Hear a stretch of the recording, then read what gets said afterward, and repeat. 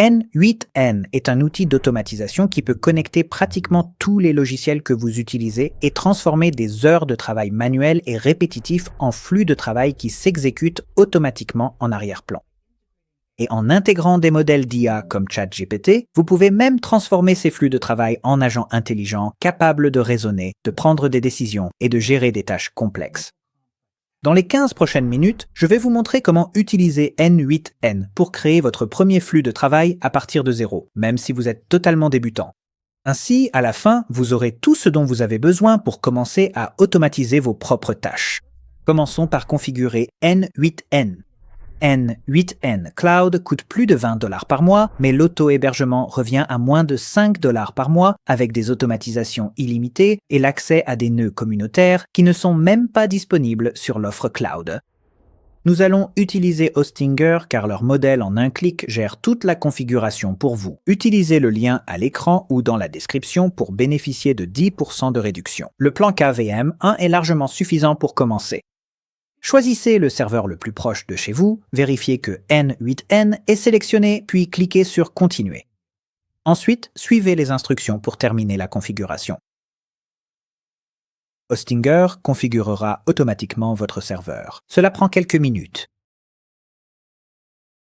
Une fois terminé, cliquez sur « Gérer l'application » pour ouvrir N8N. Ajoutez cette URL à vos favoris pour accéder directement à N8N à l'avenir. Ensuite, suivez les instructions pour configurer votre compte N8N. C'est important.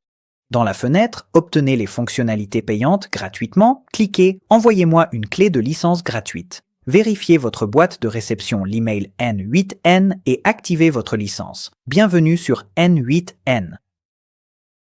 Construisons votre premier workflow. Cliquez sur « Commencer de zéro » pour débuter. Cette zone de travail est l'endroit où vous créez vos workflows. Chaque boîte est un nœud qui effectue une tâche spécifique. Nous allons créer un workflow qui envoie chaque matin à 8 heures une citation inspirante sur Slack. Cliquez sur l'icône « Plus » pour ouvrir la bibliothèque de nœuds. Voici votre boîte à outils contenant des centaines de nœuds disponibles. Nous allons commencer par un déclencheur. Les déclencheurs sont les événements qui lancent votre workflow. Les déclencheurs courants incluent le planning, qui est basé sur l'heure, le webhook, lorsqu'une autre application vous envoie un signal, et le mode manuel, pour exécuter en un clic, ou les événements d'application, comme la réception d'un nouvel email. Sélectionnez Déclencheur de planning et réglez-le pour 8 heures chaque jour. Cliquez sur « Exécuter l'étape » pour la lancer et générer des données de test. Astuce rapide. Vous voyez cette icône d'épingle. Si votre déclencheur récupère des données en direct depuis une application, vous pouvez l'épingler pour réutiliser les mêmes données de test pendant la création au lieu de déclencher de vrais événements à chaque fois. Cliquez sur « Retour » pour revenir à la zone de travail. Cliquez sur le bouton « Plus » qui part de votre déclencheur pour ajouter le nœud suivant. N8N se connecte à des centaines d'applications comme Gmail, Slack, Google Sheets. Vous pouvez toutes les voir sous « Action dans une application ». Mais commençons par quelque chose de plus simple. Une requête HTTP depuis la bibliothèque principale. Les requêtes HTTP vous permettent de récupérer des données depuis n'importe quel site web ou API en demandant simplement des informations à une URL. Nous allons récupérer une citation aléatoire depuis ZenQuote, une API de citation gratuite. Laissez la méthode sur GET. Cela signifie que nous faisons juste une demande de données sans rien envoyer. Collez cette URL. Exécutez l'étape et vérifiez le panneau de sortie à droite. Et voici notre citation. Vous pouvez voir la citation, le texte, l'auteur et d'autres données renvoyées par l'API. Maintenant, envoyons cette citation à un endroit utile. Cliquez sur le bouton « Plus », sélectionnez « Action » dans une application, puis recherchez Slack. Vous pouvez utiliser Discord, Telegram, Gmail ou tout autre service qui vous convient. Le processus est similaire. Sélectionnez « Envoyer un message ». D'abord, nous avons besoin d'identifiants. NNN a besoin d'une autorisation pour agir en votre nom sur Slack. Cliquez sur « Créer de nouveaux identifiants » sous le menu déroulant. La plupart des applications nécessitent une forme d'authentification, comme des clés API ou des jetons OAuth. Chaque application est un peu différente, mais N8N simplifie les choses. Cliquez sur le lien doc en haut pour les instructions d'installation. Pour Slack, nous utiliserons OAuth 2 puisque nous envoyons des messages, pas seulement leur surveillance. Vous devrez créer une application Slack. Cliquez sur le lien dans la documentation pour accéder à la page API de Slack. Créez une application à partir de zéro, nommez-la par exemple QuoteBot et choisissez votre espace de travail. Copiez l'identifiant client et le secret client depuis Slack et collez-les dans N8N. Important. Gardez les secrets. En réalité, c'est un secret. Ce sont comme des mots de passe entre applications. Copiez l'URL de redirection OAuth de N8N vers Slack dans la section OAuth et autorisation. Ajoutez l'URL de redirection et enregistrez-la. Dans Slack, faites défiler jusqu'à Scopes. Ceux-ci définissent les autorisations dont dispose votre application, comme publier des messages ou lire les canaux. Ajoutez les scopes listés dans la documentation de N8N.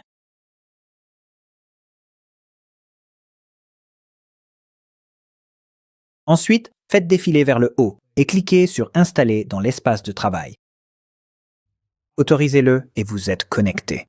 Enregistrez l'identifiant dans N8N. Maintenant, configurons ce que Slack va réellement faire. Définissez « Envoyer à » sur Utilisateur et choisissez-vous dans le menu déroulant. Ou vous pouvez choisir un canal. Pour le contenu du message, regardez le panneau de gauche. Vous pouvez voir les sorties des nœuds précédents. Le plus important, c'est que nous avons la citation, le texte et l'auteur. Faites glisser la citation dans votre champ de message. Remarquez qu'elle apparaît comme une variable entre crochets. Cela signifie qu'elle changera dynamiquement à chaque exécution du workflow. Ajoutez un saut de ligne, tapez un tiret, puis faites glisser l'auteur.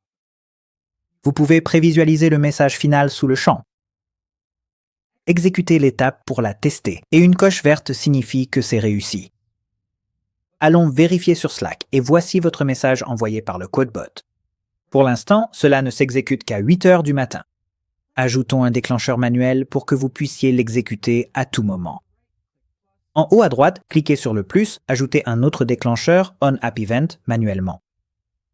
Faites-le glisser à côté de votre déclencheur de planification et connectez-le au nœud de requête HTTP. Vous avez maintenant 2 points d'entrée, programmés quotidiennement ou à la demande chaque fois que vous cliquez. Cliquez sur « Exécuter le workflow » et tout passe au vert. Vérifiez sur Slack pour voir votre citation. Activez le bouton en haut pour activer votre workflow et maintenant votre automatisation s'exécutera automatiquement chaque matin. N'oubliez pas de lui donner un nom. Cliquez sur « Mon workflow » en haut à gauche et donnez-lui un nom descriptif comme « Citation quotidienne sur Slack ». Vous venez de créer votre première vraie automatisation. Beau travail! Vous avez compris les bases. Maintenant, c'est là que ça devient puissant. Jusqu'à présent, nous avons fait une automatisation simple de A à B. Déclenchement, récupération des données, envoi du message. Mais une véritable automatisation nécessite une prise de décision et une logique. C'est là qu'interviennent les nœuds de flux.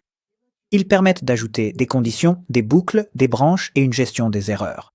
Considérez-les comme le cerveau, si ceci, alors cela, de vos flux de travail. Rendons ce flux de travail plus intelligent. Nous ne souhaitons recevoir les devis que les jours de semaine, pas le week-end. Passez votre souris sur la ligne entre le déclencheur de planification et la requête HTTP. Cliquez sur le plus qui apparaît. Sélectionnez le flux et si. Cela crée 2 chemins. Vrai, ce qui signifie que les conditions sont remplies, et faux, conditions non remplies. Nous devons définir des règles pour que la branche vraie s'exécute. Depuis le panneau d'entrée à gauche, faites glisser jour de la semaine depuis le déclencheur de planification vers le champ valeur 1. Cliquez sur le menu déroulant central et changez-le en n'est pas égal à sous condition de chaîne. Définissez la valeur 2 sur samedi. Cliquez sur ajouter une condition pour une deuxième règle.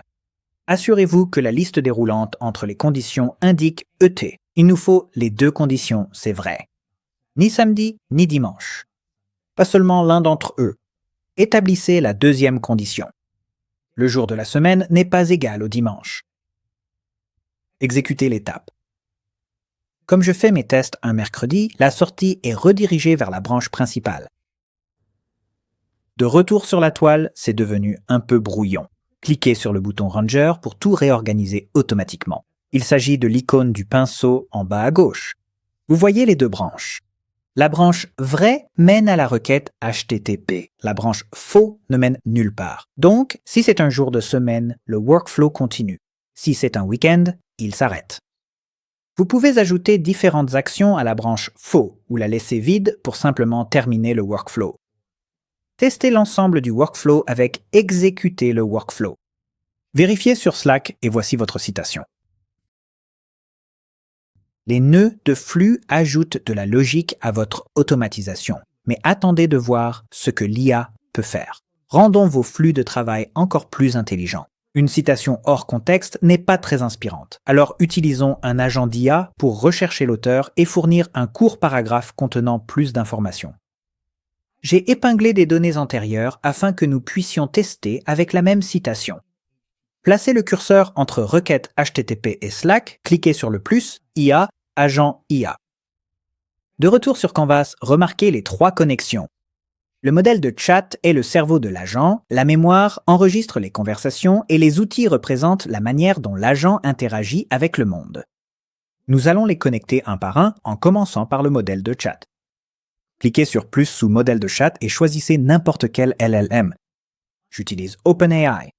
Pour les identifiants, nous avons besoin d'une clé API depuis platform.openai.com. Comme pour la plupart des nœuds, la documentation vous guide étape par étape.